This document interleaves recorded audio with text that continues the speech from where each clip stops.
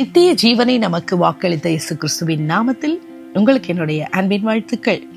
இந்த நாளிலும் யோவான் எழுதின சுவிசேஷம் 8ஆம் அதிகாரம் 54ஆம் வசனத்திலிருந்து 59ஆம் வசனம் வரைக்கும் நம்ம தியானிக்க போகிறோம். இயேசு பிரதியுத்தரமாய், என்னை நானே மகிமைப்படுத்தினால் அந்த மகிமை வீணா இருக்கும். என் பிதா என்னை மகிமைப்படுத்துகிறவர், அவரை உங்கள் தேவன் என்று நீங்கள் சொல்லுகிறீர்கள். ஆயினும் நீங்கள் அவரை அறியவில்லை, நான் அவரை அறிந்திருக்கிறேன். அவரை அறியேன் என்று சொல்வேனாகில் உங்களைப் போல நானும் பொய்யனாயிருப்பேன். அவரை நான் அறிந்து அவருடைய வார்த்தையை கை கொண்டிருக்கிறேன். உங்கள் பிதாவாகிய ஆபிரகாம் என்னுடைய நாளைக்கான ஆசையாய் இருந்தான், கண்டு களி கூர்ந்தான் என்றார். அப்பொழுது யூதர்கள் அவரை நோக்கி, உனக்கு இன்னும் 50 வயதாகவில்லை, ஆபிரகாமை கண்டாயோ என்றார்கள். அதற்கு இயேசு, ஆபிரகாம் உண்டாகிறதற்கு முன்னமே நான் இருக்கிறேன் என்று மெய்யாகவே உங்களுக்கு சொல்லுகிறேன் என்றார். அப்பொழுது அவர் மேல் எரியபடி கல்லுகளை எடுத்துக்கொண்டார்கள். இயேசு மறைந்து அவர்கள் நடுவே கடந்து தேவாலயத்தை விட்டு போனார். பிரியமானவர்களே, இந்த இடத்துல இயேசு கிறிஸ்து அவர்களுக்கு என் வார்த்தையை கை கொள்கிறவர்களுக்கு மரணம் இல்லைன்னு சொல்கிறாரு. அப்போ யூதர்கள் பிசாசு பிடித்தவன்னு சொல்லி, ஆபிரகாமிலும் பெரியவரா அப்படின்னு சொல்லி அவங்க அந்த முற்பிதாக்களுடைய வாழ்க்கையும் இயேசுனுடைய வாழ்க்கையும் அவங்க அங்கே கம்பேர் பண்ணி பேசுகிறதை பார்க்குறோம். அதற்கு காரணம் அவங்களுடைய ஆவிக்குரிய கண்கள் திறக்கப்படவில்லை அப்படின்றதையும் நம்ம நேற்று தினத்தில் விளக்கமாக பார்த்தோம். இயேசு கிறிஸ்து அவங்கள பார்த்து சொல்கிறாரு, நானே என்னை மகிமைப்படுத்தலை, நான் அப்படி என்னை குறித்து நானே சொன்னேன்னா அது வீணாக இருக்கும்.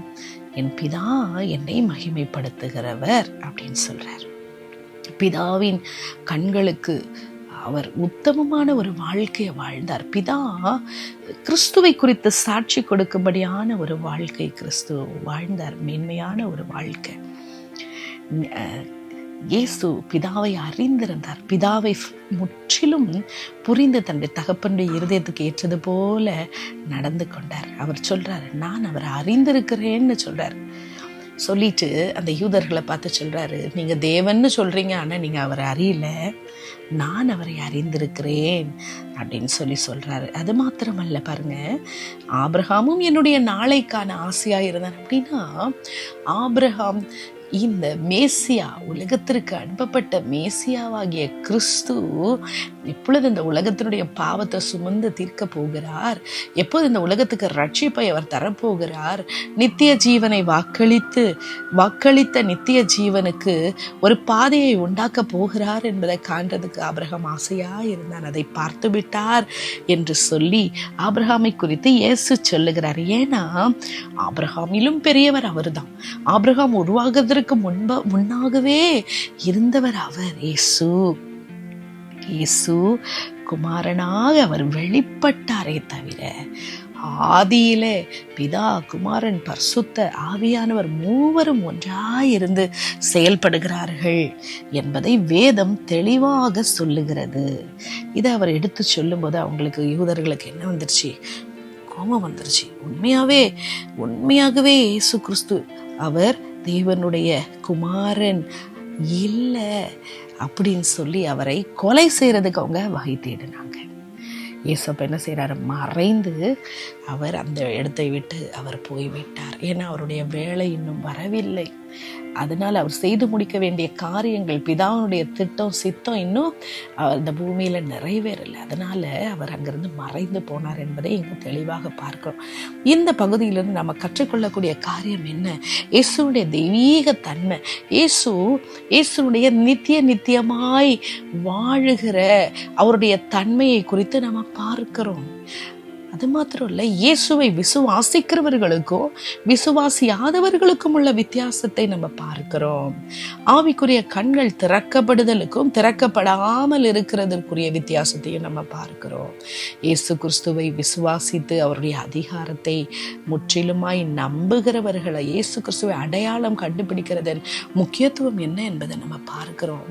அது மாத்திரம் இல்லை, இயேசு கிறிஸ்துவை விசுவாசிப்பதன் மூலமாய் நமக்கு அளிக்கப்பட்ட நித்திய ஜீவ குறித்த வாக்கு தத்தத்தை நம்ம இந்த பகுதியில் நாம் கற்றுக்கொள்ளுகிறோம், பார்க்கிறோம். இயேசு மாத்திரம்தான் அவர் நித்தியமாய் ஜீவிக்கிறவர். அவர் மாத்திரம்தான் நம்முடைய ரட்சிப்புக்கும் நம்ம வாழ்க்கைக்கும் அடையாளம் ஆதாரமே அவர் தான். அதனால தான் நாம் நம்முடைய முழு நம்பிக்கையும் கிறிஸ்துவின் மேலே, அவருடைய நித்தியத்தை குறித்த வாக்குத்தத்தங்களின் மேலே நம்ம வைக்க வேண்டும். இந்த நாளில் நம்ம ஆராய்ந்து பார்ப்போம்.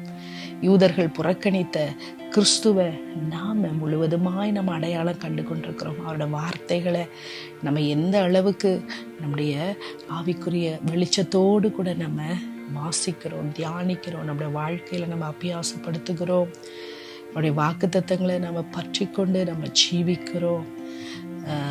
அவருடைய கிறிஸ்துவை குறித்த நம்பிக்கையில் எந்த அளவுக்கு நம்ம ஆழமாய் அறிந்திருக்கிறோம். அறிகிற அறிவின் மேன்மையில் எந்த அளவுக்கு நம்ம ஆழமாய் இருக்கிறோம் என்பதை இன்றைக்கு நம்ம ஆராய்ந்து பார்த்து அவருடைய கரத்தில் நம்ம அர்ப்பணிப்போமா? எங்கள் அன்பின் தெய்வமே, எங்களை சோதித்து ஆராய்ந்து நீர் பார்க்கிற தெய்வம், எங்களுக்கு கத்த நீர் ஆண்டவரை வெளிப்படுத்துகிற இந்த காரியத்துக்காக நன்றி சொல்லுகிறோம். எங்களுக்கு சொல்லிக் கொடுக்கிற காரியங்களுக்காக நன்றி ஆண்டவரே. இன்னும் உம்மை பற்றும் பயத்தோடு கூட இன்னும் ஆண்டவரே உடைய வார்த்தைக்கு நாங்கள் கீழ்ப்படி நம்முடைய தெய்வீக தன்மையில் உடைய நித்தியமாய் ஆண்டவரே எங்களுக்கு ஜீவனை கொடுக்க வல்லமை உள்ளவரிடத்துல எங்களை வாழ்க்கையை நாங்கள் ஒவ்வொரு நாளும் அர்ப்பணித்து எங்களை வாழ்க்கை படகை செலுத்தும் ஒரு ஆளுமையை உடைய கரத்துல நாங்கள் அர்ப்பணிக்க எங்களுக்கு உதவி செய்யும் சுவாமி. எங்களுடைய அவிசுவாச தன்மையை எடுத்து போட்டு எல்லா காரியத்திலும் உம்மை ஊக்கமாய் உறுதியாய் பற்றி கொள்ளும்படியான மனப்பக்குவத்தை எங்களுக்கு தாரும் சுவாமி.